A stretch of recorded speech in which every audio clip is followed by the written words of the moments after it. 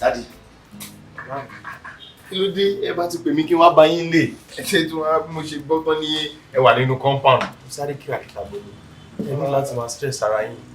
Bẹ́ẹ̀ wọ́n gbọ́dọ̀ máa jáde lẹ́ẹ̀kọ̀ọ̀kan. Ìyẹn náà máa ṣe success láti máa jáde síta káàkiri lẹ́ẹ̀kọ̀ọ̀kan. Tẹ bá ní ọwọ́ kan ni kí á la máa dọ́dọ̀ yín. Inú ọkàn lè ṣe success jáde. Sábẹ̀ ìdúpẹ́ púpọ̀ lọ́wọ́ ẹ̀ lójú àmójútó ilé-iṣẹ́ mi torí mi ò kábàámọ̀ pé mo ṣe fi ẹ́ síbẹ̀.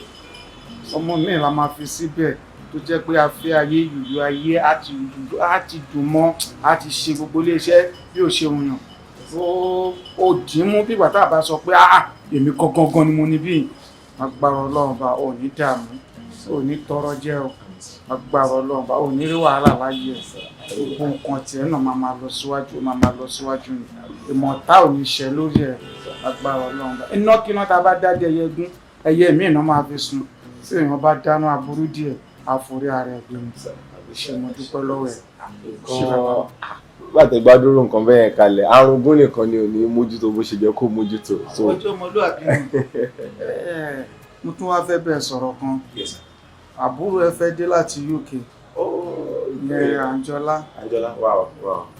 Àǹjẹ́ láti UK òun náà ti tọkọ ní wọ́n àwọ̀ pé ìfẹ́ kó lọ́kọ sílùú òyìnbó so tó bá wà Nàìjíríà tó lọ́kọ a máa ríra ní ìjọ nìkan náà lọ gbogbo àwọn iléeṣẹ́ ló dẹ̀ tóbi jọ̀ràn ló fẹ́ lọ máa wá iṣẹ́ káàkiri so yẹn ni mo wò pé tó bá dé ó máa wá rí àtẹ̀gbọ́n àtàbúrò ẹjọ́ ṣe meeting mo ṣe máa handing over bí ìbá ilé lọ́wọ́ láti máa ṣe àmójútó ẹ̀ dáadáa so ọ̀nà adé wá bí tí o bá fẹ́ ń bẹ̀ wàá wà lábẹ́ ẹ̀ so gbogbo nǹkan yẹn á dẹ̀ máa lọ ṣùgbọ́n pé kò kú tí iye ọ̀nà ló máa ṣàlàyé fún ibi ìlọ́nà so ẹ̀ẹ́dẹ́jọ máa tún ṣe gbogbo ẹ̀ á tún fi máa dùn ṣàlàyé.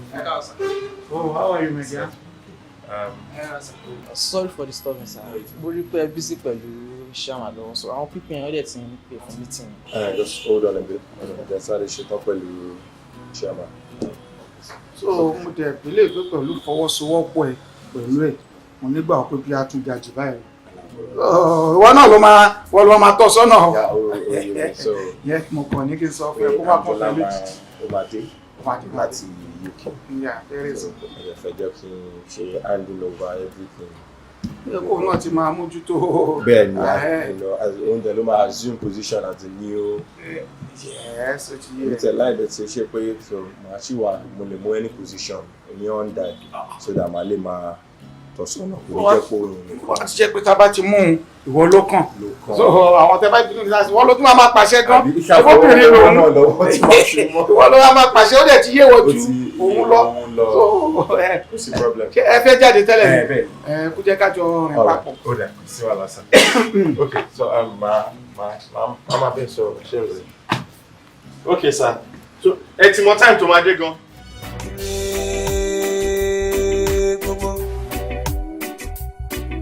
Lóko alákọ̀ọ́ tí wàá bá mi ní ọ́fíìsì ó ní pé owó ń jáde nínú account paper kò sí record fún kò sí nǹkan tí a fi ṣe owó ń jáde every time so nǹkan tó ṣẹlẹ̀ ní pé kó wá fún ààrẹ kó wá fẹ̀mí sọ nǹkan tó ń ṣẹlẹ̀. Okay, so owó mi there's no record of it. bẹ́ẹ̀ ni sir. Yes sir, sorry you àwọn orúkọ mi is in office to the extent that tábà wọnú record orúkọ yìí ló máa gbé jáde ọjà òde wọlé people last month náà ní ìsìn 5 million la lose àròjà àbí nǹkan kan owó dẹ̀ tó wú lọ.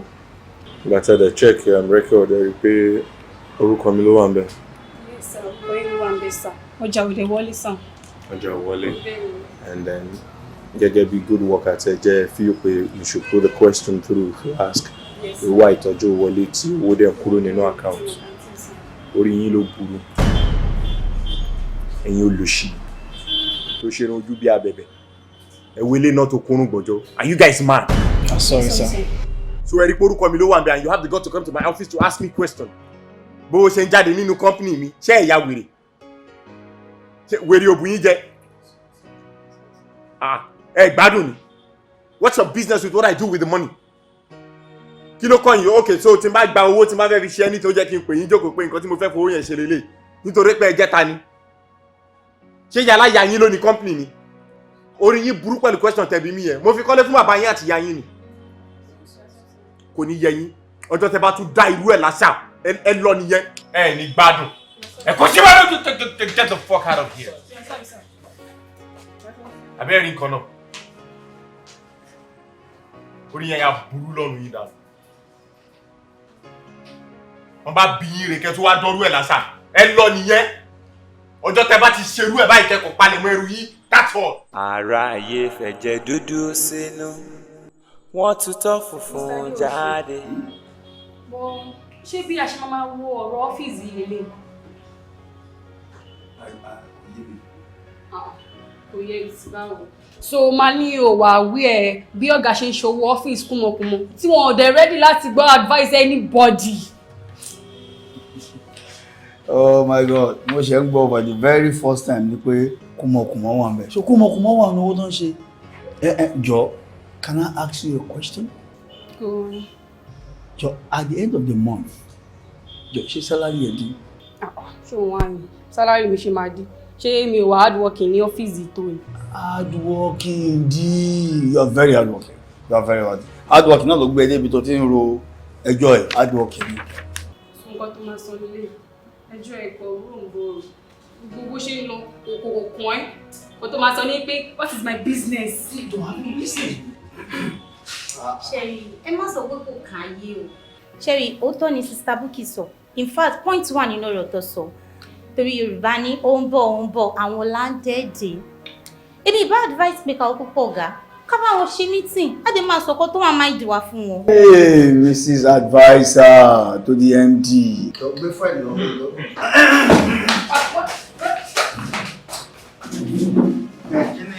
Welcome, sir. Kí ni tí local government ní wọ́n láti? Ṣé o ti rí fáyìn yẹn? Welcome, sir. Welcome, sir.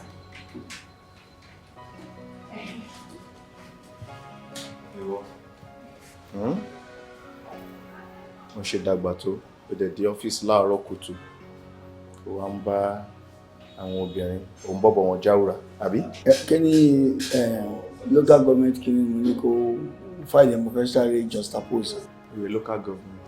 Àti pé ilé tó sá lọ yẹn sá estate wọn gé gbogbo náà lé wọn so tó ń try àti sọ fún mi. Sọnà ni o máa ń gùn kú ló fi jọ́rọ̀ street wọn ló wá fi ń lọ ẹ̀ tí ó bá ṣe pé làákàyè ti pin pátápátá porogodo wọ́n ti mọ̀rú èèyàn tó jẹ́ òun ṣọkùnrin tó ní làákàyè rárá ọ̀rọ̀ street wọn iná tán já náà fi ń lọ wọn ẹ continue òṣìyàn ọlọ́run ajẹ́ ń kayín mọ́ díẹ̀ lọ́jọ́ mi bẹ́ẹ̀ ṣe máa bá bẹ́ẹ̀ lọ nìyẹn.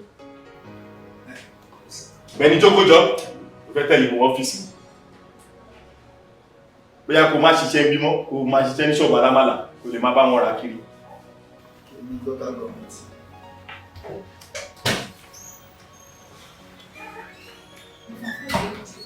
Ẹlẹ́kọ̀ọ́ tí olóṣì yẹ mú mọ̀ kó má ṣùṣì. Bó gbọ́n bó mọ̀ ẹ̀san ń bọ̀. Bó sáfẹ́ san ẹ̀san ń bọ̀. Ó ń bọ̀ o. Mo ń pàṣẹ. Mo ti ń order àwọn èèyàn giving instruction nínú company kan. That same company wọ́n tún máa pàṣẹ fún mi. Pẹ̀lú àwọn kí ni ìtumọ̀ gbogbo ilé? Máa wòrán kí ló ṣẹlẹ̀ sí mi ṣá. Excuse me, sir. Ó tún wá jọ́bọ̀ tí ó tọ́ ní ìnáwó anyway. Ọmọ tí mo mọ̀ bó ṣe dàgbà. Excuse me, sir. Alright. Báwo ni wọ́n débí? Ó ti ṣe díẹ̀ tí mo ti wà níbí. Mo ti ń ṣe excuse me sir, but ẹ gbọ́. Sorry. Ṣé kò sí problem, sir? No. See, I was just lost in thought. Oh. Ó yà mí lẹ́nu bá ní mi ìbá yín ní irú mọ́dù yìí rí, sir. I'm always a very lively person. Very, very. But mo fẹ́ bí ẹni kankan torí kankan ṣẹlẹ̀ sí ẹni tó súnmọ́ mi, so wọ́n fún mi ní concern kind of. Tí èèyàn bá ti wà ní ipò ọlá You know, okay, for example, be until you be managing director of a company. Ẹlẹ́ tó ti ń pàṣẹ fáwọn èèyàn, tó ń pàṣẹ fáwọn staff tó wà on there. All of a sudden, kan wá gbé ẹlòmíì dé. Kan wá ní kí ẹlòmíì assume position yẹn. Kí ohun tó ti wà ń bẹ̀ tẹ́lẹ̀ yẹn kó wá padà di staff. You know, káwọn kó wá máa fìdí gbòdì pẹ̀lú àwọn tó ti ń pàṣẹ fún tẹ́lẹ̀. Kí ló máa ń pè fún nǹkan bẹ́ẹ̀. Ẹ sà, ntí ò dáa rárá ni o. Àpadà sí aburú náà ń pè sà, ọ̀pọ̀ níṣẹ̀lẹ̀ sí Padà sábúrú. yes, oní Yorùbá máa ń pè, especially àwọn Yorùbá. So kò ń ṣe nǹkan tó dáa. Ó dá o. Ṣeré tó bá ṣẹlẹ̀ sí yẹn, ìdíjà pé family problem. Yes, ogun ìdílé ni, ọkàn máa tẹ̀lé bọ̀. Ogun ni. Ogun ni, ogun tó tóbi ni. Ọ̀gá, ẹni tó ṣẹlẹ̀ sí yẹn ẹ sọ fún pé àgbákò ńlá ló fẹ́ ṣẹlẹ̀ sí yẹn. Yes, ṣeré àpadà sí tálíkà sí olówó is the best. Kò ní ìgẹ́ Google rárá, but àpadà sí olówó sí tálíkà. Ẹ sọ fẹ́ ni ẹ pé ó lè pokùnso. Yes, ọkọ ní kọ̀ọ̀kan kó bẹ́ sí. Ó commit suicide. Exactly. Ó dédé fẹ́ parẹ́. Inú kìí ṣe kó ó máa para ẹ ní. Ìyẹn ni ẹ. Ọ̀gá So ogun ni. tó bí ogun ńlá ni. Wow. Kì í ṣogun kékeré ọ̀gá. Ọkọ̀ lè ṣẹlẹ̀ sí yẹn. Ọ̀sẹ̀ yẹn pàjẹ́ bá wà ní. Bẹ́ẹ̀ni. Yes sir, it's a bad thing kò lè ṣẹlẹ̀ sí yàtọ̀. Okay, so. Ẹ sọ fẹ́ ni ìṣètì ó kàn lè lọ di òpó náà mú lágbàá ìjà kó dẹ̀ kú. Ó commit suicide. Yes. Ẹ tó ti wà lókè tẹ́lẹ̀ tó I mean just calm down there. No. Níwọ̀n yẹn kó jọ nǹkan bíi pé wọ́n bá ju ẹyin sílẹ̀ tó wá fọ́ tí ò látúnṣe. Ó máa fọ́ tẹ̀pẹ̀tẹ̀pọ̀ ni. Kò ní látúnṣe. Àtọ́ kò ṣe big. Ibi tí mo rán ẹ lọ́kàn. Yes, ó náà ni mo wá fún yín ní report but bí mo ṣe bá yẹn mi wà please àtọ́. Ogun mi ń jẹ ní ẹni o. Ogun gidi ni àbí? Gan. Bó sáfẹ́ sàn ẹ̀sán gbọ́. Tó sún ní lẹ́nu tó gbé yóò sí. Ìgbà tí kan lára àwọn staff mi tó ń ṣe analysis ẹni tí ó ti ní rí ó máa padà ní mọ́. Jẹ́ kí n mọ̀ pé apàdásá burúkú. Ó jẹ́ iṣẹ́ apàdásá burúkú nìkan ni apàdásá ìdá burúkú ni. Ọmọ kéèyàn ti jẹ́ ẹni tó ní tẹ́lẹ̀ ẹni tó ti ń jẹran kó má wà rẹran jẹ mọ́ kó wá máa sọyún méegun tó sọ̀rọ̀ ẹ̀ dájá all of a sudden ẹni tó ti wà nínú kí n ti jẹ́ bí mo yẹ jẹ́ chairman níbi kan sí tí mo ń control tí mo ń control ṣe gbogbo ẹ̀ ń control àwọn staff nǹkan lóríṣiríṣi ó wá di pé èmi náà wá ń control. Irọ́ wọ́n tó ṣe analysis yẹn fún mi ó jẹ́ kí n mọ̀ pé ẹni tó bá ti ní tí ò ní mọ́ àpàdà sí burúkú tó tóbi ni àpàdà sí burúkú tó burú jáì nígbà tó explain tó ṣe analysis yẹn fún mi fúnra mi mo fẹ́ máa tọ̀ sára. Ó yẹ kẹ́ni ẹ̀kọ́ yàgbẹ́ ó yẹ kẹ́ni ẹ̀kọ́ pùpù mi ṣeré ẹ̀kọ́ burúkú ní bí òye ṣàmà wọn sí tó ń tọ́jú tó ṣe ẹ̀rọ ọlọ́mọ ká ní nǹkan burúkú kó yẹ kó tó dà wá àwọn oògùn kan wà tí wọ́n máa fi pẹ̀kú páyán pàdún ó ní kọ́kọ́ ló pa á sí wọ́n máa gbẹ́lẹ̀ kí ó ti kú kọ́tọ́ ń lò sí yẹn èmi àbọ̀ sí ẹnu tírélà gbáà ẹnu tírélà gbáà ẹ̀kọ́ tó ń fa nìyẹn fọ́síṣọ́ ni. Ṣé kí wọ́n á lọ bọ́ sẹ́nu tírélà báyìí? Irọ́ ìwọ báwo ṣé wọ́n ló ṣẹlẹ̀ sí? Ara mi ni tó ti rùn irọ́ èmi ni kàn ṣe. Níbo ń bẹ́ẹ̀ ṣe mí? Ìjà ẹ̀ tán. Ẹ̀gbọ́n mi tí mo wá dùn kọ́ńpìnì yẹn báyìí tí mo jẹ́ tán ní kí n jókòó kí wọ́n kó gbogbo ẹni lọ́wọ́. Tó fi ń bọ̀ wá. Tèmi fi ń bọ̀ ọ̀gbìn mo fi ń ṣe gbogbo gbòòrò yẹn tó tí gbòòrò fi ń bọ̀ bù. Àwọn náà dé o. Wọ́n kò dìde dé wọ́n kí mi o pé èèyàn ni mí o káwọn ò mọ̀ pé ẹlòmíì lè dúró ti kọ́ńpìnì yẹn kó tún ju ìgbà táwọn wà ń bẹ̀ lọ. Àmì Ọlọ́run ló ní kó rí bẹ́ẹ̀ èmi náà mo tó bẹ́ẹ̀ bàbá ń bari náà bá ní ọmọ àwọn máa dé o. Èèyàn ọmọ títí wọn bímọ. Sọ bímọ ni. Wọ́n bímọ kan. Oh sorry wọ́n bímọ kan ó wà ní UK obìnrin tí ẹni wọ́n wá láwọn ò fẹ́ jẹ́ kó lọ́kọ sàn pé kó kúkú wálé kó wá lọ́kọ èmi náà dẹ̀ wò pé nǹkan tó tiẹ̀ dáa ni àìsàn tó wà ní sàkání yẹn máa rí àmọ́ èyí tó ń ṣe tó shock mi ni pé tó bá wá dé o ó máa jẹ́ bí overthrow mo máa ní láti kúrò lórí ìjókòó tí mo wà yẹn pé máa hand over gbogbo company yẹn máa hand over ẹ̀ lé lọ́wọ́ pé kémi wá mú position kan London kó máa dà mí ríboríbo pé mo lè máa ṣe cleaner mo lè máa mop ọ́fíìsì rẹ̀ kan lẹ́yìn. Cleaner bẹ́ẹ̀ni kí lè fà á dé gbogbo rẹ̀. àbọ̀n gbogbo ìṣàlà àlàyé tó ń try láti ṣe fún mi náà nìyẹn. Kúrẹ́ ẹ̀dẹ́ lọ sọ fún ẹ a fẹ́ jẹ má jẹ́ káyọ̀ tó fún ni ní oko ojú ọ̀pẹ̀rọ ni wọn ò ṣèyàn gidi. Wá yẹ sọ tọrọ fún ẹ o bá ṣe wà ìjà tó tọrọ fúnra wa o tí ojú ẹ bá ti ṣẹlẹ̀ yẹ ń já ẹ tó bá fẹ́ káyọ̀ náà a máa yọwọ́ ẹ̀pọ̀ làwọn ni èmi ò láìkí gbogbo tó ń sọ yẹn. A máa yọwọ́ ẹ̀pọ̀ làwọn ni ẹ̀pọ̀ ti yẹ wọ́n máa lọ. Ṣé wọ́n ti dàgbà tó ni? Wọ́n ti dàgbà náà. Ìlú wa tí wọ́n jẹ́ kọ́ mọ́ wọn máa rí sọ́hun obìnrin a máa ará ìdúró wọ̀ báwo la ṣe fẹ́ jẹun àtàwọn bọ́ìsì wa.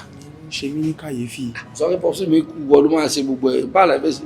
Pẹ̀lú situation tó wà nílẹ̀. Àbúrò wa sọ̀sọ̀ wà lẹ́nu kan sọ̀pọ̀ fún wa ni wípé nǹkan tí màá ti ń bí ẹ̀ máa fẹ́ mi.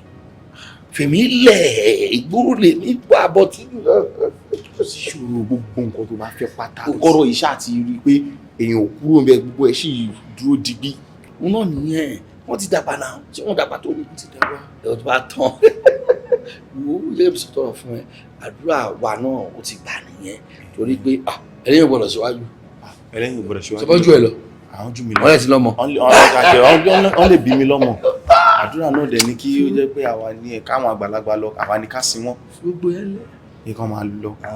olùfẹ́ ríbi kí ló ṣẹlẹ̀ what's up kí ló ṣẹlẹ̀. business kan náà gbé wá fún mi sá bàbá aláì kan náà ló fọ́n bù wọ́n dẹ̀ fẹ́ ní kẹbà mi. ọjọ́ kiri. kẹbà kan ẹ mọ̀ normal kẹbà pa ni. ṣé o ṣí èrè ni. èmi ti dá pàtàkì bá wọn pa èyí tó jẹ́ business mi tó yẹ kó gbé báyà wá bá mi directly you didn't bring any buyer kọ́ pààyàn ni o wá bẹ̀ mí fún sí sọ fún mi pé mo dá lápàtà mo ti pààyàn sí. ẹ má bínú. are you okay? ẹ̀yin náà lè máa help mi ẹ mọ̀ kí mi náà nǹkan mo fi ọ́zù náà ni ọ̀tún sí ẹ get ẹ má bínú. kọ́ pààyàn àbí ló wá bá mi fún you a madman tí mo bá dẹ̀ ṣe é sí ádá pé yóò burúkú ni mí o dey take advantage nítorí pé o lè bẹ̀mí ní nǹkan tì I don't like it no ma take advantage. ẹ má bínú. ìbá ní kọ̀ọ̀kan lára ọmọ mi kọ́ ṣiṣẹ́ yẹn. yes boss. 5 million. pọ̀ o boss ẹ ká ṣe 3 ẹ mọ̀ kí mi náà máa fẹ́ ikọ̀ mo fi ọ́zù náà nìyẹn ẹ ká ṣe 3 million jọ please. 3 million ẹ̀ ń gọ́ pọ̀ jù ẹ ká ṣe lè 100,000. olórí burúkú ni ẹ once again you are a madman wèrè ní ẹni òun price tó máa yẹ pààyàn ṣòfin pé ògúnfẹlẹ fẹ́ rà ní àbí olóra màálù ni wọ́n fẹ́ pààyàn òun price ẹ̀ ṣé o mọ̀ pé everything ní price yẹn ni price tag ẹ̀ nìyẹn 5 million tọ́ba kó méjì 10 million kí ló ń ṣe ó ti jẹ́ kí bínú already na Louis so ti take advantage now nítorí pé o mọ̀ pé mo ní sọ no iṣẹ́ ìgbà kò yẹ kí iṣẹ́ nọ́mbà lè mo kàn tí mo mọ̀ pé nígbà kan tí bá sáré rọrùn màá tún máa fi recover owó tí mo lose ni 5 million ibo la náà gbé tí ọkùnrin ní àbóbìnrin mo fẹ́ mọ̀. ọkùnrin ni gbogbo details ẹ̀ máa forward ẹ̀ sọ́dọ̀ yín sá ṣùgbọ́n ó yẹ ká ṣe 3 million ẹ̀ jọ. o ti yọ owó tiẹ̀ already. mi ti yọ ọmọ gba 5%. ní 3 million. báyìí máa ń ṣe nìyẹn nígbà tí wọ́n ra lẹ̀ ní bí àtọ̀hún ẹ̀wọ̀n kí wọ́n ti fi ọ́zù nìyẹn jọ náà boss yes boss. máa forúkọ ẹ̀ kọrin o. for details bá fi irú business bá mi ṣeré o kọ́ ọmọ mi sáré lọ kí tẹ bá fi ẹ máa recover. kò sí wàhálà ṣe bí ká ṣe 3 yẹn náà wọ́n á ṣe sọ́dọ̀ yín kò sí wàhálà sí. ọ̀dọ̀ ẹlẹ́fẹ̀ẹ́ ṣe tẹ́lẹ̀ ni. owó ń pọ́n pẹ̀lú ọgbọ́n arékèrèké ẹni ebi ń pa ọgbọ́n àti. ọmọ náà gbọ́rọ̀ rẹ̀ jọ ẹ má ṣe báyìí fún mi ẹ sọ yìí tí wọ́n fún yín wọ́n lè ṣe transfer transfer ẹ̀ sí nìsín mo ṣe máa wúlò fún yín gan ó lè yan gbòòrò gan àwọn ọmọ ayé lèmi náà ọmọ wa ń lù. olóyè ẹ dá padà ṣé o gbọ́dọ̀ fún ra wa ni ṣé lè bi lẹ pè wá ni wọ́n ní iṣẹ́ tó bá fi rán ikọ̀ máa jẹ́ o iṣẹ́ tó fi rán ọkọ̀ tiwa àwa máa jẹ́ bá kí n máa ṣeré we are not here to play. ẹ má ṣe yẹn ẹ jọ. bàbá olóyè ẹ ṣáà ti gbọ́ kábíyà náà tí ì rí ẹni tí wàá rí bá ó ní iṣẹ́ tó bá fi rọ́kọ̀ nìkan ń jẹ́ ó ti yẹ tẹ́ bá farabalẹ̀ máa jẹ́ kọjá bẹ́ẹ̀ ṣe rò. ẹ má jẹ́ kọjá yìí ní tèmi bá yín sọ ní kẹ́ ẹ gbọ́ mi owó wà nílẹ̀ gan ó wà nílẹ̀ tó bá jẹ́ tó wò. guys ẹ ti fọkọ kí ló ń ṣe yín náà ó ń bá yín sọ̀rọ̀ yìí náà dẹ̀ tún dà padà yín fúnra yín give and take. wọ́n ṣọ́ọ̀kì làlọ́ fẹ́ sí lọ́pọ̀ ṣọ́ọ̀kì. Ilé bá lọ fógún ọdún. Ìkà bá lọ fọ́gbọ̀n oṣù. Oníre òní ṣàìgbárẹ́. Ìkà òní ṣàìkóníkà. Ilẹ̀ tuntun ṣìkà ohun tó dá ti bàjẹ́. Ọ̀rọ̀ èèyàn náà ọmọ rẹ̀ adébìnrin àwa náà torí ìgbà tí dáàbì pọ̀ sí mi dáàbì mú mi gẹ́gẹ́ bí wọ́n dùn mí gan bọ̀ ìsúkọ̀ tí a fẹ́ ṣe sí i. Kí lélẹ̀? Nínú àwọn property dáyé tí ẹ̀dá rẹ̀ kò kàn mọ̀ sí àfihàn àti Olúwàbí.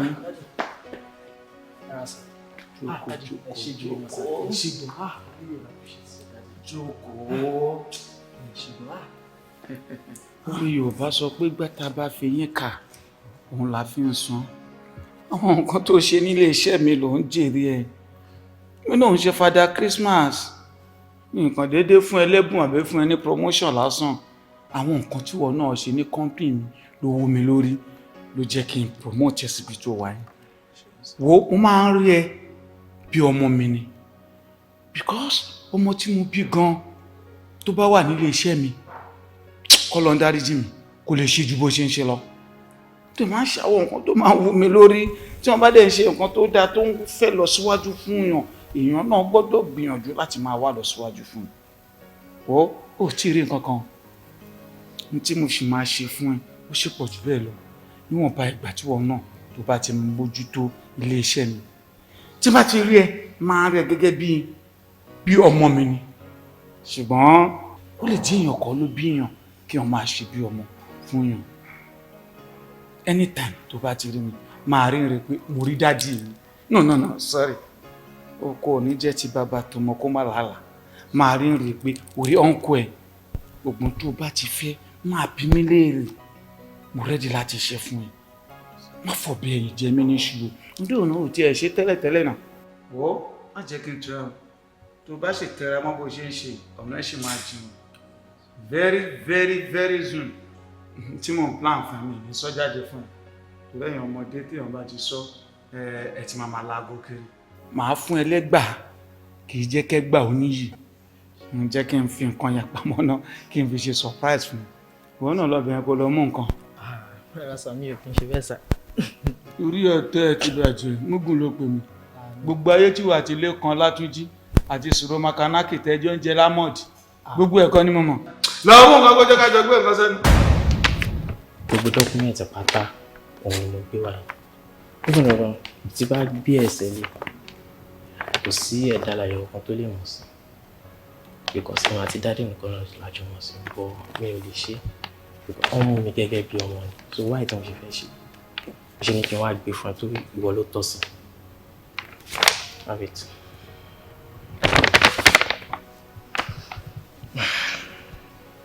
Ó sọ pé ìwà àti dáàdì nìkan lè mọ̀ sí property and these are the documents. Yes. Tí bá ní kí n gbẹ́sẹ̀ lé nǹkan tí mo lè ṣe ni pé kò ní sẹ́ni tó máa mọ̀ sí mo máa tà bọ̀ mi ò lè ṣe ẹ̀rí ọkàn máa jẹ́ mi ní tí mo bá ṣe àná òkú ọ̀hún wọ́n máa bínú sí mi tó nǹkan òkú ọ̀hún ni mi gbọ́dọ̀ gbẹ́sẹ̀ lé nǹkan tí mo ṣe. Oníre òní ṣàìgbárẹ́ ìkà òní ṣàìkóníkà o. Kílẹ̀ tó kò ṣe ká ohun tó dáa ti bàjẹ́ ni àmọ́ ṣá ilé ayé wa gbọ̀nsán. Ọmọ ogun ṣe ká ó tọ́jú ojú gbogbo àgbègbè lẹ́bọ̀ wá mọ́. Ara ayé fẹ̀jẹ̀ dúdú sínú wọ́n tutọ́ funfun jáde. Tí property tẹ́yẹ̀ ò mọ̀ sí tó jẹ́ pé òun àti dáàdì nìkan ló mọ̀ pẹ́ ó gbé dọ́kímẹ́ǹtì wá bá mi. Ó lè ti gbẹ́sẹ̀ lé o ṣé màá mọ̀ sí i tọ́jú ẹ̀ ìgbé lọ látà.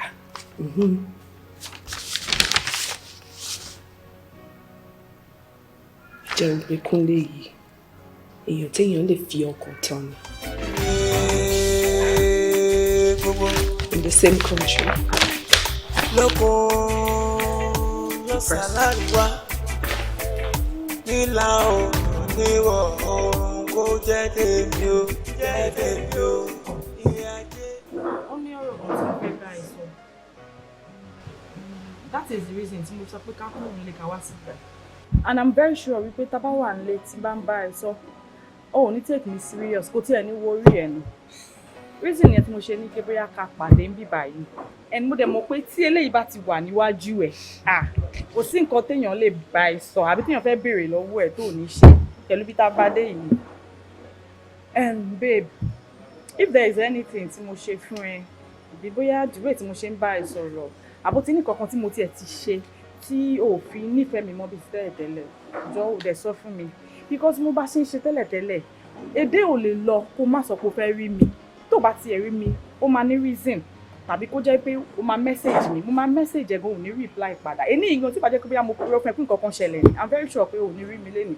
Kí ni mo ṣe fún ẹ? Ó dẹ̀ jọ́ náà. Babe, ọ̀rẹ́ ń pa mí lẹ́rìn mi. Ìwé tí mò ń fọ̀rọ̀ ẹ rẹ́rìn. So, nǹkan tó ṣe mú mi wá sí ìgbà tó ṣe ọ́dà ọ̀kan tí mo like. Ó tún wá ṣe pàpà báyìí, ó tún wá sanwó. Èmi náà ti ń funra náà. But kò ń ṣèkọ̀ tán rẹ̀. I swear, kò ń ṣèkọ̀ tán rẹ̀. Because tíyàn bá ń dàgbà, èèyàn máa ń yógun jà bí ọ̀rọ̀ mi lọ́wọ́ àgbà. Èmi náà, ó mọ̀ pé mo ti ń ṣiṣẹ́ ìtìpẹ́. Mi ò dẹ̀ gba transfer kan lẹ́ni pé wọ́n transfer mi lọ sí omi but èmi náà fẹ́ ṣe lẹ́nu pé yes kémi náà ní company kan kí n ní iṣẹ́ mi pé ó yá iṣẹ́ mi rí o iṣẹ́ mi ìyàwó mi ló ń ṣe kí ni ló manage iṣẹ́ mi ṣé wo fẹ́ manage iṣẹ́ mi. Why not? So nǹkan tí mo ń ṣe nìyẹn tí mo fi busy on these days and by the way wọ́n náà mọ̀ pé yes ìmọ̀ àti go fagbọn tí wọ́n sọ pé yes ìṣàwárí yàn kò máa fẹ́ lọ máa fẹ́ mi no possible na. But babe wá tiẹ̀ ti carry me along fine inú mi dùn wípé òun fẹ́ lọ síwájú fún wa but wá ti sọ fún mi èmi rí bí pé òun avoid mi ni so reason nìyẹn tí mo ṣe ń wò pé àwọn àdèmọ̀ ìpáyé ta wà yẹn àwọn ọmọbìnrin yẹn nǹkan tó fẹ́ jẹ báyìí tó má ti fi lè nánú mú báyìí àsìgbà padà. Mo understand but me avoid mo fẹ́ sọ fún un dítù pé ti bá sọ fún un mo mọ̀ ẹ́ dáadáa mo mọ̀ pé ti bá fi lè sọ fún un ó máa gbé sórí báyìí ni pé mama 24/7 ló máa bẹ̀ lọ́wọ́ mi pé bí báwo ni ṣókò tí bọ́ sí ni ṣókò tí bó ṣe máa bẹ̀rẹ̀ lọ́wọ́ mi ni mi ò dẹ̀ fẹ́ wàhálà ẹ̀ tí òun ṣe ní kí n ra ṣe ní òkèlè tí bá ti wá ṣètò màá jẹ́ kó pé yes nǹkan tí mo ṣe lélẹ̀ mi o bọ̀ ó dùn mí gan ó dùn mí bó ṣe sọ fún mi. Má bínú ọkọ mi olówó orí mi. tí ẹni tèmi náà á jẹ my baby. ó yà fún mi ṣe ìṣẹ̀máwó ṣe ṣe ń bínú. àbí kí ló ṣẹlẹ̀ ẹ̀rù ń bá mi ẹ̀rù wo ni ó lè gbé mi kúrò ní fàájì kí ló ṣẹlẹ̀. ojú wa kéèyàn kúrò ní fàájì nǹkan tó bá jẹ́ kéèyàn sọ ẹ̀rù ń bá mi o nǹkan tá a ṣe yìí ó ṣì ń dẹ́rù bè mí o ọlọ́mọ jẹ́ ká rógun o tó dá ẹ lójú ṣá pé òkúta sí ẹsẹ̀ ò ní yọlẹ̀ àmì dààmú o láti pé wọn á rí tracy sọ máa mi ti ẹ̀ fẹ́ rárá ọlọ́run abẹ́lé kọ́ máa ń fọ̀ hand èmi mo sí ọkọ ẹsẹ̀ yọta má tún kí a má tún sí ni ṣé o rò pé wọ́n lọ́rùn wà ní wọ́n ló ń fún wa ló jẹ́ ìpòrò jẹ́ bí alẹ́ tó fi ń dùn àwọn ń dùn à ń ṣe ṣé bí wọ́n ní gbàgbé kò sí ọ̀tọ̀ lè ṣẹlẹ̀ kò yọ àtúnkè kò sí ọ̀tọ̀ lè ṣe àtúnrún gbàgbé yẹ ti lọ wo gbogbo tó fún mi mo fi tẹ́ kó dé ni o ibi tó yẹ kó dé ibi tó yẹ mo fi sí o kó bẹ àjọ ti wá nísìnyí ló ti fi mí lọ́kàn balẹ̀ sí ọkàn mi ti balẹ̀ but now we stand ni mo gbọ́dọ̀ béèrè náà ọ̀bẹ̀ni jáfara léwu màá ṣe tuntun fún ọ gbọ́dọ̀ rí bí àròrò fẹ́ wà mọ́ ọmọ òkun ṣe ká tọ́jú ojú gbogbo àgbègbè lẹ́bọ̀ wá mọ́. sórí gbogbo ọ̀rọ̀ tí o bá mi sọ lórí fóònù tí bá sọ fún ẹ pé kankan yé mi bẹ̀ bàbá ńlá rọ ni mò ń pa because me understand and then tí bá sọ fún ẹ pé ìjọba ìlànà aráyè náà mo tún parọ́ fún ẹ ni ó mọ̀ pé mi ò kí ń ráyè báyìí sìn mo ti ṣetán àti fẹ́ máa lọ sí Ìbàdàn bọ̀ mo kọ̀ pé má jẹ́ kí n tí lọ kí n fún ẹ láyè ká lè ráyè sọ one or two things tá a fẹ́ sọ. ẹ tí lè lọ Ìbàdàn báyìí. Okay. ẹ tí lè lọ rárá, ẹ wo ọ̀rọ̀ rẹ yín ò yé mi. Ṣé rí eléyìí tí mo kóra mi sí ẹ ní láti yọ mí because láti bẹ̀rẹ̀ náà yín náà lè sọ fún mi pé ẹ kí n fẹ́ ọ̀rẹ́ yín kájọ wà ó máa tọ́jú mi kò ń ṣe oníwàhálà èèyàn kò ń ṣe ti bí fine kò ń ṣe oníwàhálà ó dẹ̀ ń tọ́jú nígbà táwọn kọ bẹ̀rẹ̀ bọ́ nísìnyí báyìí ó ti sú mi.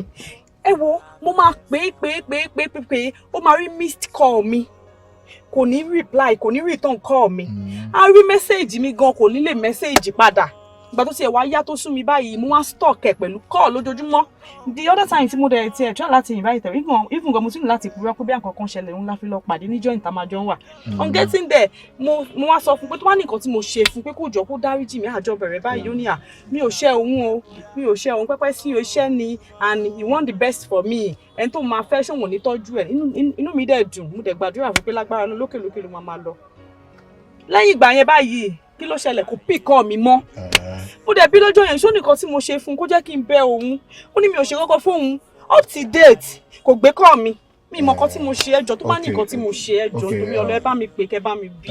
ìyàwó mi calm down okay nǹkan tó ń try láti sọ fún mi sì pé ó lè fi ọjọ́ kan má pè call ẹ̀ ó lè fi ọjọ́ kan má bá ẹ sọ̀rọ̀ láyé yìí. ẹ wo bó ṣe ń yà ilẹ̀ ló ṣe ń yé mi náà lẹ́nu. ó lè fi ọjọ́ kan má ráyè tiẹ̀ rárá. bó ṣe ń yà ilẹ̀ ló ṣe ń yà mí lẹ́nu. Okay, I know what you do. Sorry, in this case máa fún ẹ ní time fine mi ò kí n ráyè but máa fún ẹ ní time mo máa pè kò dẹ̀ ń ṣòun nìkan ni máa pè máa pè ẹ̀yin méjèèjì máa rí pé ẹ̀yin méjèèjì jọ wà ń bẹ̀ máa bá sọ̀rọ̀ tó bí nù bí I will make sure I try all my possible best to make everything set ó ti yẹ fún ẹ̀yin méjèèjì má worry don't worry because èmi náà mo wà láàrin láti ilẹ̀ but I will make sure everything settled okay. All right, ma worry.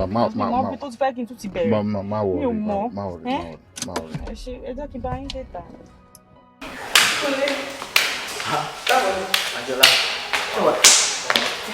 Báwo ni wíkẹ̀ndì? Pẹ́ fọ́nà jà. Ilé ètò wa kí mi lé ṣọ́ọ̀ṣì. Mo kàn ní kí wọ́n bẹ ṣe weekend. Mo pé yes, wọ́n ní kọ́ ló wọ́n lé so mo kàn ní kí wọ́n bẹ ṣe weekend. Ó dẹnu kan ọ̀tún tó fẹ́ bẹ́ẹ̀ sọ. Ó fẹ́ bá mi sọ. Nígbà tó ti dé sí Nàìjíríà báyìí, why don't you take over complete that year as GM? At least, what do you think? Ṣé nítorí ẹ̀ ló ṣe wá bí? Nítorí ẹ̀ mo ṣe wá sí ìbáyìí, àánú dẹ̀ tó wá bẹ́ẹ̀ ṣeré. Kúnlẹ̀, ikú tó pa ládìyẹ kò gbọ́dọ̀ pa eléwúrẹ́. Aráyé fẹ̀jẹ̀ dúdú sínú wọ́n tutọ́ funfun jáde wọ́n fẹ̀jẹ̀ dúdú. Ẹ káàsán, bí mo ṣe kọjá lẹ́gbẹ̀ẹ́ yín sìn ẹ̀yin Ọlọ́run bá mi sọ̀rọ̀ a rí nǹkan kan tó dàbí ogún ẹ̀tọ́ yín tí wọ́n á fi lọ̀ yín láìpẹ́ ẹ má gbà o ìgbọràn sọ̀jọ̀ ẹ̀wọ̀ rúru lọ àìfàìmọ̀ kó má jẹ́ pé ikú tó pa aládìrẹ ni tó lógún kó mọ̀ wá pẹ̀lú ewúrẹ́ yín àlàáfíà fún yín. Ó ń bọ̀ ẹ̀san ń bọ̀. Ìdí ẹ̀ ni rẹ̀ nígbà tí pásítọ̀ yẹn bá mi sọ èmi rò bẹ́ẹ̀ pé irọ́ ló ń pa àmọ́ mo tún lọ bá pásítọ̀ tèmi wọ́n dẹ̀ confirm ẹ̀ fún mi bẹ́ẹ̀ o ṣòro Kúnlẹ̀ mi ò fẹ́ wàhálà jẹ́ kí n rọra wà bí ẹ̀yin ṣe ń ṣiṣẹ́ náà mò ń rè kò dẹ̀ gbádùn ẹ̀ bẹ́ẹ̀ ẹ̀yin máa ṣiṣẹ́ tiyín kí èmi rọra wà máa máa wò yín látọ̀kan. So wọ́n padà dín wọ́n yan burú o. Kúnlẹ̀, do you like something to eat or drink? Or... Just give me anything. Anything at least. Okay. You want to sugar?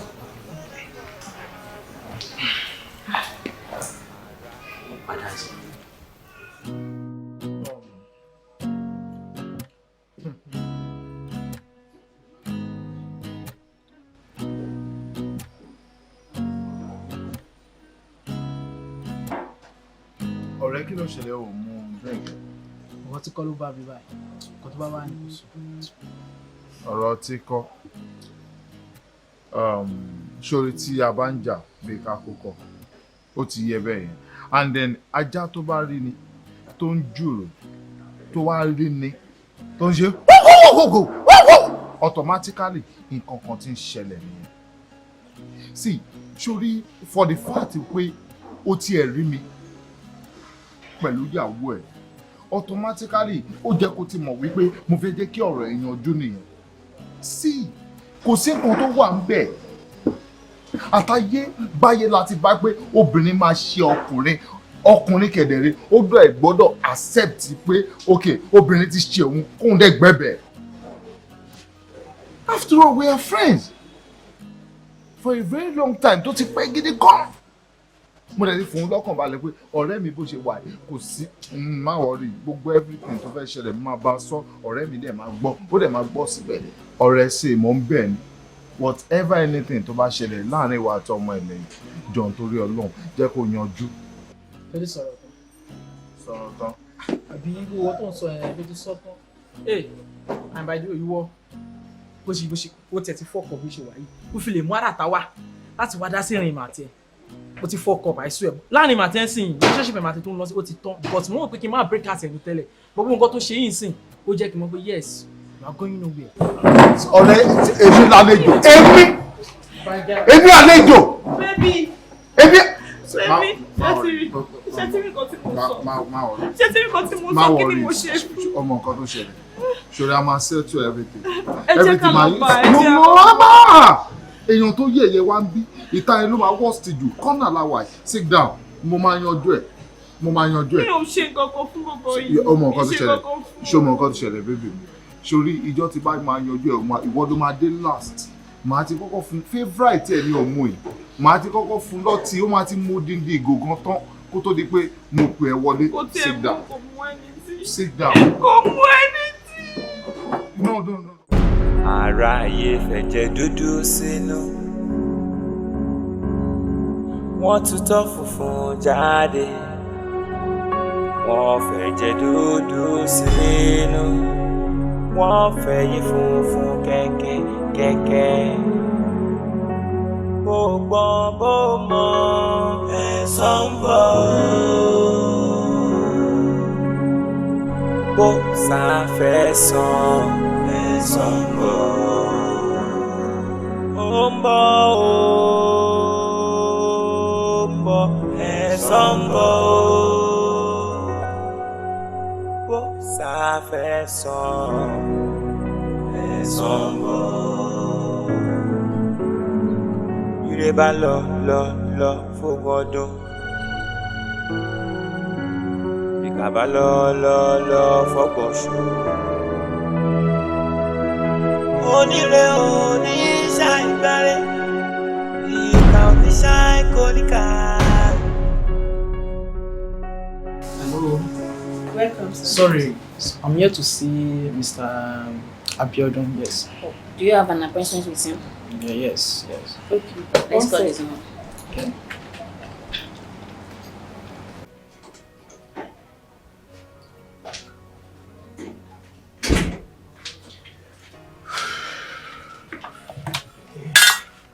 Hello, sir. Yeah, hello. Yes, sir. Any àlejò ni, sir? Yeah. Mr. Johnson. Wọ́n ní àwọn Mr. Johnson.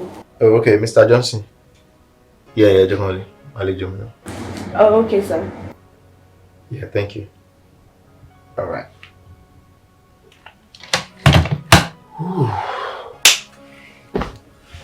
Yeah. Tẹ́ bá ti lọ sìn, ẹ máa lọ straight. Ẹ máa yà sí left yín. 103 náà wà. 103. Ẹnujú owó ń pọ́n pẹ̀lú ọgbọ́n arékèrèké. Thank you very much. Okay. Sherry, èyí tó ṣe kókó jù ní pé inú mi máa dùn gan nítorí business tí a fẹ́ ṣe ó yà wípé life mi ló depend lórí ẹ̀. So tẹ́ bá ṣe bó ṣe jẹ́ kẹ́ ṣe tí nǹkan lọ bó ṣe jẹ́ kó lọ ẹ̀yin náà ẹ gbádùn mi inú mi á dùn gan please I'm begging. Trust me. Ní iṣẹ́ rárá gbogbo iṣẹ́ tẹ́ gbé fún mi pátá pé kí n ṣe gbogbo ẹni mo máa ṣe fún yín. Ẹ tiẹ̀ ní sọ̀rọ̀ ẹ kí n fi oògùn àwọn sáǹpù yẹn kí n fi wọ̀nyí kán lè mọ̀ pé yes you are the best. All right. ìbọn. Aráyé fẹ̀jẹ̀ dúdú sínú, wọ́n tutọ́ funfun jáde. Wọ́n fẹ̀jẹ̀ dúdú sínú, wọ́n fẹ̀yìn funfun kẹ̀kẹ́. Bó gbọ́n bó mọ ẹ̀san ń bọ̀. Ọ̀fíìsà, bá ṣe ìdílé ìgbà gbogbo ní incident yìí ṣẹlẹ̀ mo tàbí ṣẹlẹ̀ tí kò ní ju 45 ọkọ̀jọ ní ànáwó àṣà tó ṣẹlẹ̀ ẹni tí ẹ̀ṣẹ̀ kìí ní kò tí gbẹ tó ṣẹlẹ̀ pé ní ti kú ẹ wo nǹkan bí bá sọ ẹ gbogbo nílàgùn tó tó ṣẹlẹ̀ mi ò experience ẹ̀ láyé mi rí but àwọn staff tó ṣe pé wọ́n ní máa kan wọlé tó wọlé kò tó bí 5 minutes or 10 minutes jáde padà bẹ́ẹ̀ náà bọ́sítà rẹ̀ tó bá ń bèèrè ọ̀rọ̀ rẹ̀ báwọn náà ṣàlàyé fún bẹ́tà ẹ̀ máa ń fọ́nù fíìmù náà tó ẹni wọlé kò tó 30 kò tó 20 minutes. Ẹ jọ̀ọ́ sà, ǹjẹ́ mọ̀ ẹni tó ní kíní ìṣá? Ẹ dáhùn náà. No, báwo lè mi fẹ́ mọ̀? Ṣé bí yìí ni mánéjà hòtẹ́ẹ̀lì? Mi ò jiyàn sí i. Ẹ ṣe máa bá wọn nú yàrá wọn ni.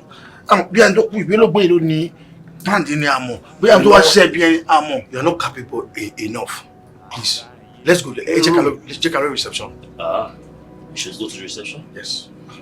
Okay, sir. Move.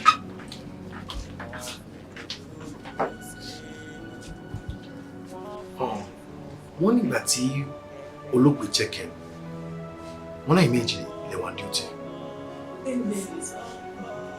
That's good. Wọ́n ní arákùnrin kan wá olóògbé wá lára nígbà yẹn. Lóòótọ́ ni sá ìgbà tí arákùnrin yẹn dé a ní láti fi olóògbé lórí fún pé ṣé àlejò wọn ni bóyá kán wọlé àbí kán má wọlé.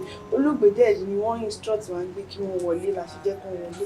In fact ìgbà tí wọ́n tún jáde wọ́n bá wa ṣeré wọ́n rẹ́rìn-ín kò ṣùgbọ́n wọ́n jà. Ọba yín rẹ́rìn. Yes sir. That's good. Okay. Okay, so ẹni pé wọ́n bá yín ṣeré, wọ́n bá yín rẹ́rìn-ín. Kò dẹ̀ sí traces bẹ́ẹ̀ ni pé bóyá bí ìjà àbí nǹkan kan ṣẹlẹ̀ àbọ̀ ẹni yẹn bínú jáde. Okay, ǹjẹ́ ẹnì kankan nínú yín rí kinní lọ́wọ́ olóògbé àbí lọ́wọ́ ẹni tẹ́ sọ pé wá kí olóògbé? Ṣé lè sọ̀rọ̀ yín? Èmi ò rí kankan tó tó bẹ́ẹ̀ bí notice.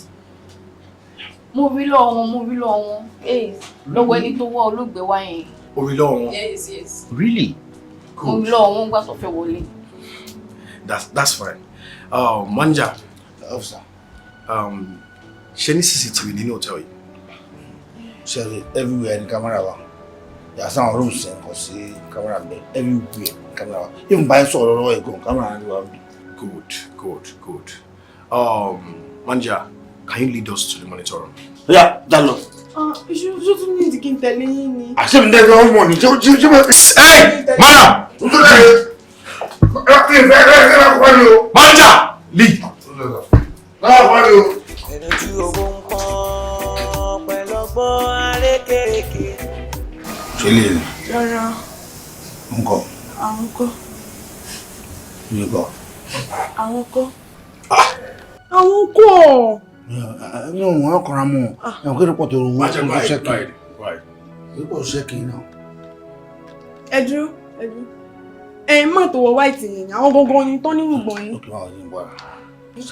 Àwọn gangan ni tán nírùgbọ̀n yín, àwọn gangan ni. Okay, that's good. We need to copy this. Go ahead and copy it. Okay.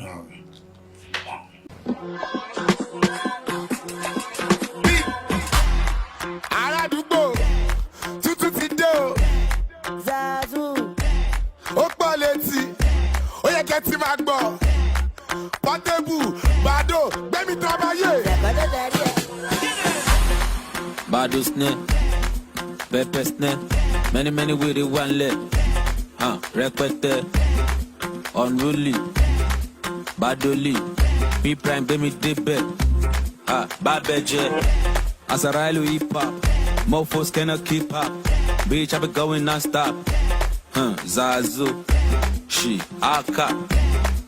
Yinka, tẹ́sọ́jẹ́ bí tálákà, Gaza, ẹ̀jẹ̀ lójú bí tabacha, rúnjú pa, lójú pa, má rẹ́rìn, Kala, Daju, Wuwaika, Zazo, Pokotua, on my way to Ilu Awonsu, níbi tí ma ti ń bó káàdì o, ó kàn máa pàdé kọ́lù, yóò kàn máa bó káàdì o, oṣù tó ń gbọ́n o, lọ́ máa pè ní kọ́lù o. Zazo, Pokotua, I do music for living, orin ni mo fi ń kàwú, yahoo pẹ̀lú laptop, Pokotua, ó ń gbówó lọ Zazo bìlàbìlà o. Paka pokoli, pokoli gbẹmí ìjọba yìí. Jẹ́ ká jọ ṣe o, pokoli ọ̀gbá dànsá o. Sẹ́ka wọn wèrè oníjó. Zazo, Pokotua. Ṣé ní tí mo wọ̀ ìṣe gádùn? Àgọ́ tí mo wọ̀ ìṣe gádùn. Zazo. OPM ó pọ̀ fa. Ẹ máa wọ̀ lọ school. Tún gbẹ̀ngbẹ̀ bàtà yahoo. Ṣèkọ́tọ̀ tàdí ẹ̀. Mo tún ẹ̀ wá. Tó bá ṣe kọ̀ọ̀kọ̀ọ̀kọ̀ jẹ́ ká bá sọ̀rọ̀ o. Bísọ̀bísọ̀ Zazu Pokotua Pokotua.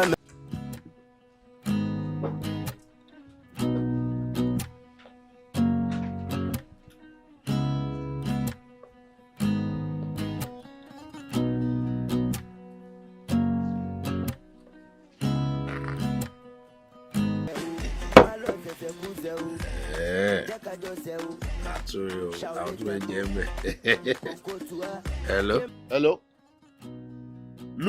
Louis. Èmi mò ń sọ̀rọ̀, èmi Don Jordan mò ń sọ̀rọ̀. Ìbọn tẹ̀ sọ. Network ò ṣe kankan, ò ń gbọ́ mi. Tó bá cut call yẹn, màá cut live ẹ. Ṣé ò ń gbọ́ mi? Yes. Èmi pè wọ́n láti jọ ọjọ́ ẹ pẹ̀lú nọ́mbà mi. O ò gbé. O wá rí strange number and see o gbé, right? Meaning pé o avoid me. Louis, where is my money? Balance me that. Bàbá báwo sọ̀rọ̀ báyìí? Àṣejọ́ ń ṣiṣẹ́ náà. Ó yá wèrè ni. O gbéṣẹ́ fún mi, mo ṣiṣẹ́. O fún mi ní half. Balance me that, my friend. Where is my balance? Ṣẹ́rí owó tilẹ̀ mi ti lò fún ọkàn, mo ti lò fún àwọn kankan tó wà very important. Tí bá mú transaction mi wálé a máa yóò síra wọn náà ni. Louis, I'm not interested. Òfò mi ṣe anything tó bá ní pé òfò mi ṣe gbogbo eléyìí tó ń sọ pé òfò mi ṣe yẹ, I'm not interested. Louis, máa forúkọ ẹ kọrin. Kí láti ìbàdí yẹn sà? Ọlọ́run máa forúkọ ẹ kọrin. Ó máa pẹ́ pọ̀ nínú ẹbí yẹn ẹ̀pọ̀n family yẹn. Bullet mẹ́rin 4 bullets so always gbogbo family ẹ̀ náà. Kí ló ti lè tó yẹn? Ẹ kú lè tó yẹn. Shut up my friend, shut up. Gbọ́ mi, 2 days ni mo fún ẹ, ọjọ́ méjì pé kò mú owó mi wá, kò mú balance mi wá. Ẹ mọ̀ ṣe mi ṣẹ́gbọ́n tẹ sọ mọ́. Hello. Ìfàjì o. No, àwọn ọmọ mi kan tí mo kọ́ iṣẹ́ ìfẹ́ ọ̀dọ́ bá dó dàgbà jù wá pé mo lò sá fún un. Ẹmu kan kí lẹ fẹ́ gbà nǹkan. Ṣẹ́lẹ̀jà yóò ti ṣẹ̀jà tọ́ ni kọ́kọ́ tọ́ kí wà.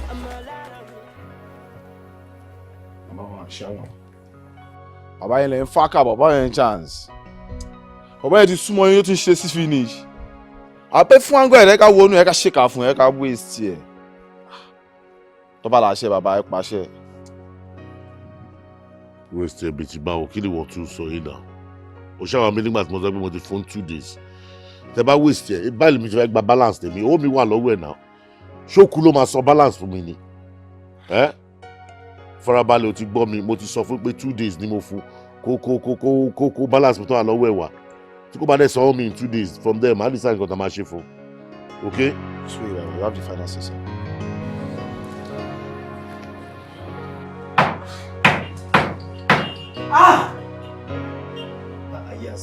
Kí ni Mr. Abiodun lè ṣe fún àwọn ayákìlá yìí tó fi pa wọ́n? Ọmọ kékeré ara ẹ̀. Wo, a kàn ń sọ bẹ́ẹ̀ ni. Ọ̀gá wa náà ti burú jù. Wọ́n ti burú jù bí ṣe yọ̀pọ̀ náà ń jẹ́ lọ́ máa ranjú fò tó máa ranjú hùn. Ẹ wá ní kán máa pa wọ́n. Ṣé wọ́n lè lọ pa wọ́n ni? Bẹ́ẹ̀ ni, ṣe bó rọ̀bẹ̀ lọ́wọ́ ẹ̀yà ìbéèrè ọ̀jẹ̀. Ènìyàn máa ṣe ọ̀rọ̀ rẹ̀ ju bí ó ti mọ̀. Sómi ló kàn báyìí kí wọ́n máa kọ. Tó bá tẹ̀ wá jẹ́ pé ọ̀gá burú, kò ń ṣe ikú ló kàn.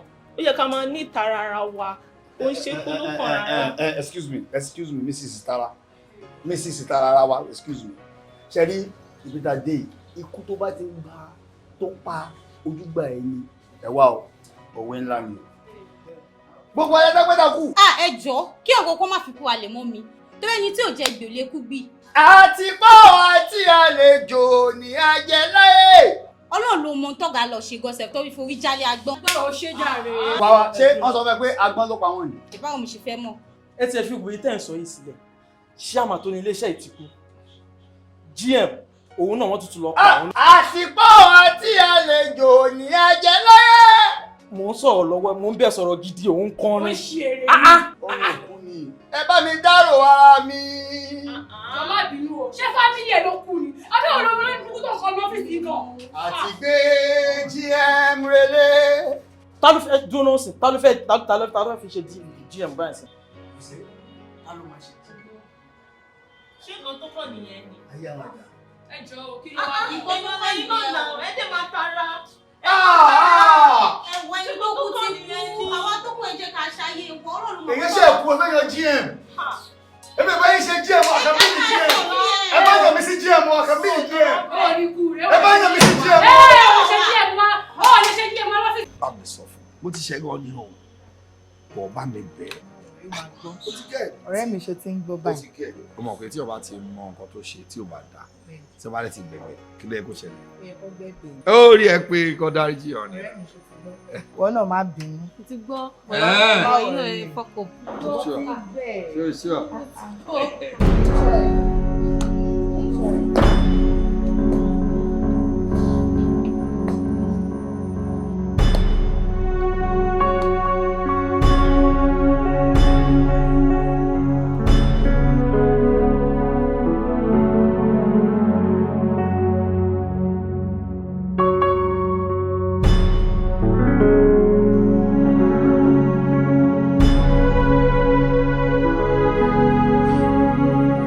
Òmùkùn ṣìkà ò tọ́jú ojú gbogbo agbègbè lẹ́bọ̀ wá mọ́. Ẹ jọ ní ìbẹ̀rẹ̀ ẹnu rẹ̀. Wọ́n tutọ́ funfun jáde wọ́n fẹ̀jẹ̀ dúdú sínú wọ́n fẹ̀yìn funfun kẹ́kẹ́. Bó gbọ́n bó mọ ẹ̀san ń bọ̀.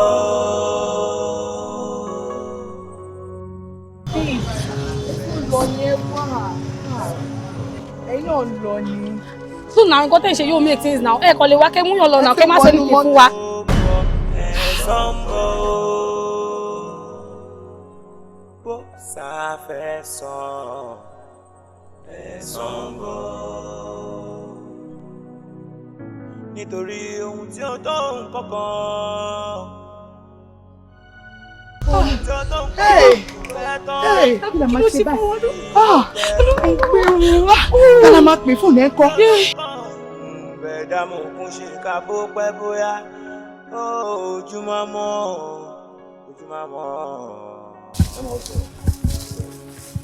Ẹ ká tó tọ̀. Mọ̀ pé mo ti ṣàlàyé fine. Èyí tí mi àṣẹjọ ń ṣe business pọ̀ wáyé kí wàá fẹ́ dájú mi báyìí gbogbo ẹlẹ́yọ kí ní dání ẹ máa tó ṣe ẹ ká lọ sẹ́tù ẹ bá mi bàláyé a máa yanjú gbogbo ẹ̀ kò sí wàhálà owó wọn wà yíta.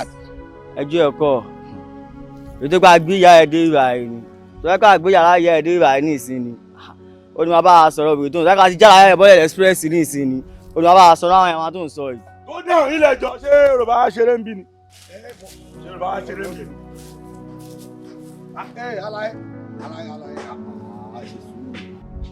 ọ̀dàlẹ̀ balẹ̀ kù ẹni bá dalẹ̀ ó máa balẹ̀ lọ. Kunle, thank you so much. Thank you for everything. Actually, information tó fún mi, files tó gbé wá bá mi. Tó bá jẹ́ lómi, they won't do such. Because wọ́n nìkan ni ẹni tó mọ̀ pa deal yìí pẹ̀lú daddy. But for being so honest, I'm super impressed. Ó ṣe gan. O ní láti dúpẹ́ lọ́wọ́ mi because nǹkan tí dáàdì ti ṣe sílẹ̀ dáàdì dá sí mi gidi gan dáàdì wọ́n mú mi gẹ́gẹ́ bí ọmọ ni honestly. Moreover mo ń ṣe kínní mo ń ṣe torí ara mi honestly. Kò yé mi. Kò yé because mo yẹn pé màá tiẹ̀ àti wọnú ara wa the fẹ́ ká tún wọnú ara wa more better. Kunle, hold on. Ọ̀rẹ́ ò yé mi, you want me and you to come a date? No. Kunle, Joe, let's keep this relationship the way it is. I see you as a friend and bí ọmọ ló ṣe jẹ́ fún dad now. So I see you more like a family member rather than no. And then bí mo ṣe dàgbà tó yìí, ó expect pé mi ní èèyàn tí mo fẹ́. Well, èèyàn tí mo fẹ́ now. Well, he's not around, but very soon you get to meet him. He's such a lovely person. Wow. Yeah. Ó ṣe gan ṣùgbọ́n. No problem there. Hope we're fine. Okay. No issues. Honestly. Are we good? For now. Ó ṣe gan. Should we cheers? Okay. Cheers to more success.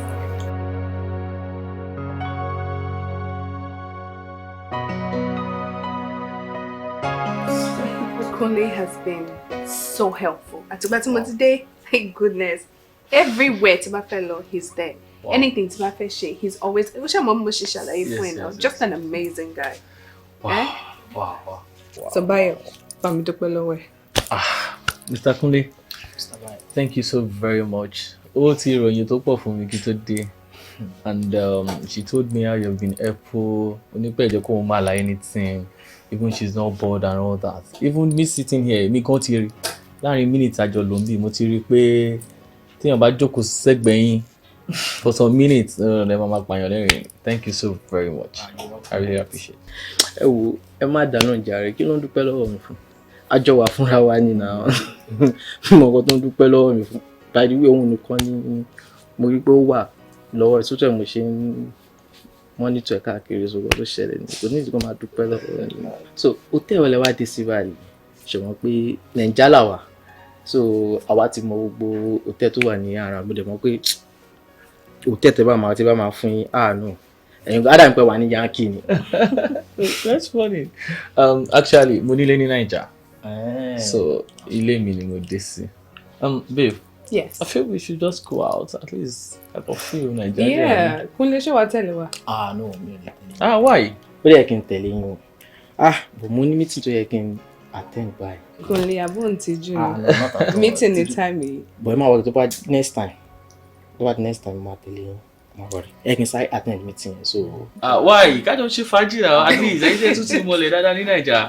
Nítorí pé ó ní pé ń bọ̀. Ìyẹn kí sáré wá attend sí. Anyway, there is always another time. So, yes. Thank you so much.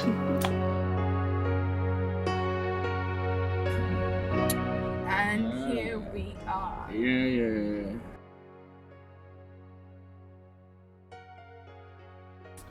We're here. Yeah. Thank you so very much. You're welcome. Naija wá dàbí ibi tí mi ò wá sí for a very long time. What's she doing now to one? It's good to be home.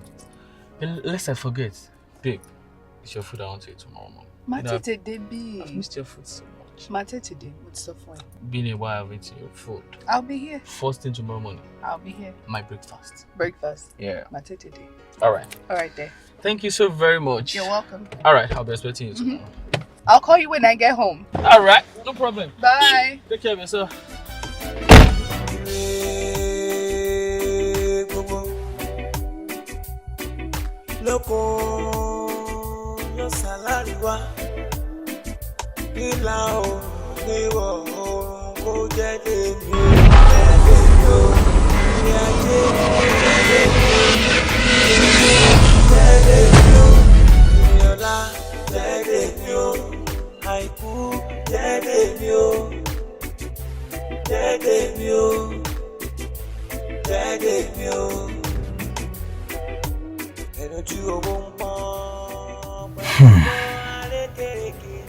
Anjola, ó wí bẹ́ẹ̀, ó dẹ̀ ṣe bẹ́ẹ̀. Pẹ̀lú gbogbo làkàkà mi, ọkùnrin kan wá dé, ó wá sọ pé àfẹ́sọ́nà ẹ̀ ni.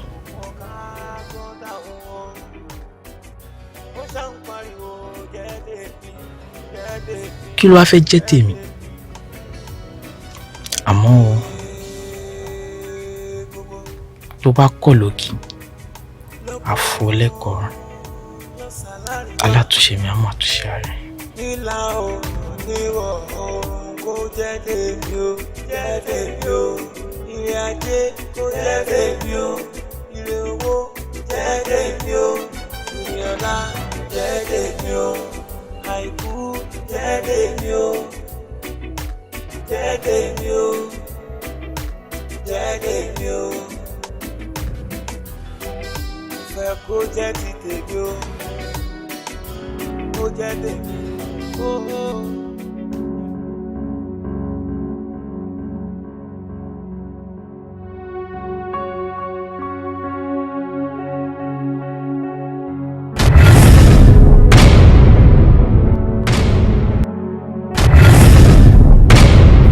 Tanya, báwo ló ṣe wọ bí? Béèrè báwo mo ṣe wọ bí? Orúkọ mi ni ikú, kúdẹ̀ kí n béèrè ilé ẹni kó tó wá pa ni. I'm here to kill you. Calm down, calm down. Nisuru, we can sort this out. Nisuru. Kí ló Nisuru? Má yìnbọn. Nisuru.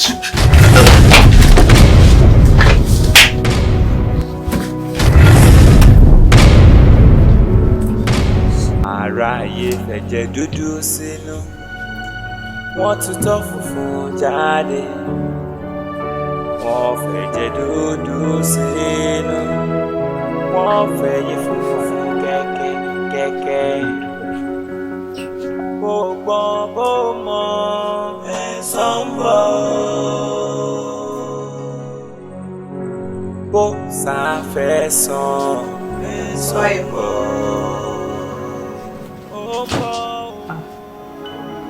Báyọ̀, ṣé wá sùn sílẹ̀ ńlẹ̀ ni? Babe. Báyọ̀. Ẹ gbà mí. Báyọ̀! Báyọ̀!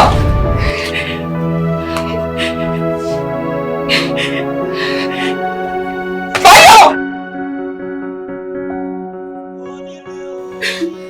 Madam, báwo ni ìṣẹ̀lẹ̀?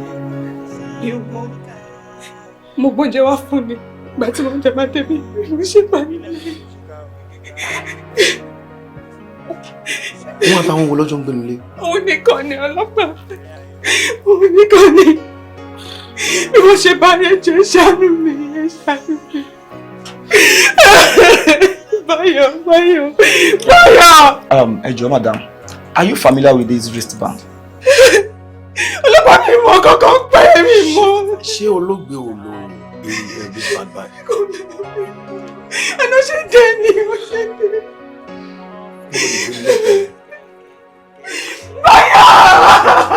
Kíní ẹ jọ̀ọ́ tálẹ́mọ̀ tó ń lò because tábà ti mẹ́ni tó ń lò yẹn á lè ràn wájú wa lọ́wọ́ kíní handbag mi because a nílò pé chief kò lè lò but ó yẹ ẹlẹ́mẹ̀ tó ń lò.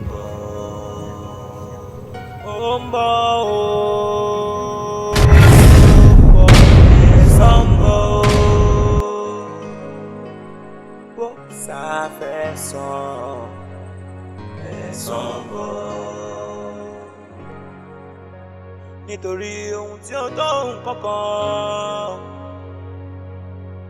ohun tí ó tó nǹkan kì í pẹ́ tán, ohun tí ó tó nǹkan kì í pẹ́ tán. Kúlé pẹ̀lú pé ó gbẹ̀sùn tàbí kan ẹ̀ kò sí tó jìnnà sí pé wọ́n kọ́ ló ṣe tí mo dẹ̀ dùn sí. Àmọ́ òun máa ṣe nǹkan fún wa máa fẹ́ kó ṣàlàyé kó sọ ìdí pàtàkì tó fà á tó fi wúrúwà yẹn kankan tó máa ní yẹrí sí i máa fẹ́ kó ṣàlàyé fún wa. Àìnítẹ́lọ́rùn òun ló ń bá mi jà. Ẹ̀dá ló ń sáré, òun náà ló mọ tó máa já sí. Ibi tí ọjà títà ni mò ń béèrè, mi ò béèrè lọ́wọ́ orí. Ṣebí torí kí lè bá jogún bàbá Àjọlá, òun ló jẹ́ kí n máa sọ pé mo fẹ́ fẹ́. Nítorí pé ohun tó bá ti ní ó máa jẹ́ tèmi ló jẹ́ kí n sọ̀rọ̀ àmì tí ayá kí lọ sọ gangan. Mo ṣe pa àbúrò bàbá ẹ̀ àti boyfriend ẹ̀. Kúnlé ṣé yóò burúkú ni ẹ ọ̀daràn èèyàn ni ẹ so gbogbo eléyìí tó ń ṣe kàn pretend ni ládùúrúkọ tí dáàdì ṣe fún ẹ ìwọ náà ló fi ẹnu ara ẹ sọ pé dáàdì mú ẹ gẹ́gẹ́ bí ọmọ wá ṣe eléyìí so gbogbo calmness ẹ gbogbo niceness ẹ ó fi deceive mi ni ó fẹ́ wá jogún property tí ò ṣe tiẹ̀ ó fẹ́ jogún ológun you're so greedy jọ̀nà ṣé wọ́n sọ salary fún ẹ ni àbí owó tó ń gbà náà dọ̀dàdí kò tó wá ṣeré lè fún mi. àbámọ̀ ibi tó máa já sí rẹ̀ mi bá ti máa ṣe kí wà ní ìyàtọ̀ àbúrò bàbá ẹ̀ tó ń jẹ́ Abíọ́dún. Gba òbí tó ojú kòkòrò bá mi dé.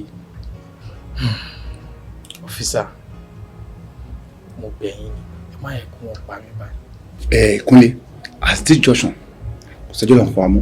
Àmọ́ tó bá dé kóòtù, tó bá ṣàlàyé bó ṣàlàyé fún wa yìí, ó ṣe kí ilé ẹjọ́ kan dáríjì ẹ́, kọ́ ni kó máa lọ sílé. Àmọ́ ìmọ̀ ni kò dá mi lójú. Nílùú tá a wà yìí, èèyàn ní pààyàn kò lọ lọ́wọ́ fún. Yes. Officer. Mr. Wang. Madam. Move, please. Madam. Ara rí ayé kan lórí yẹn. Tẹ̀lé bí láì bó ṣe wà nìyẹn. Because ọ̀pá aláǹgbá ló dánú dílé. Àmọ́ ẹni tí ewúrú nǹkan tó ṣe. Pẹ̀lú bí mo dáadé ṣe fún tó wọ́n á fún lówó wọn á ṣe fún kò tẹ́ lọ́rùn. Ẹ̀wù tó bí ronú lọ. Pé kó ń lè padà fẹ́yìn. Tẹ̀lé láì bó ṣe wà. Trust nobody. Ṣé rí bó ṣe pa àbúrò dáadé yìí? Tó pa boyfriend yìí. Tó wá ṣe wá pẹ̀yìn náà gbogbo mọ́. Ìtàn tó ká máa sọ. Torí oṣù máa pa wọn lọ sí. Torí mission yẹn á sì máa ṣe lọ. Ọ̀tọ̀ Ọlọ́run sọ pé Ọlọ́run wà fún yẹn sí. Ìyẹn ká fi dúpẹ́ fọlọ́. Ẹ̀sùn ọkàn bíbá ilé ẹ̀kan ẹnu oṣù náà fi jẹ́ ìyàwó ẹni tí wọ́n ṣe fún. So mo máa fẹ́ kẹ́ gbé kó lọ kó máa dùn yín náà. Lágbára Ọlọ́run, má ṣe ìdúdá. What belongs to me is mine. Ohun tó jẹ́ ti tèmi ni. Ti tèmi náà ni o.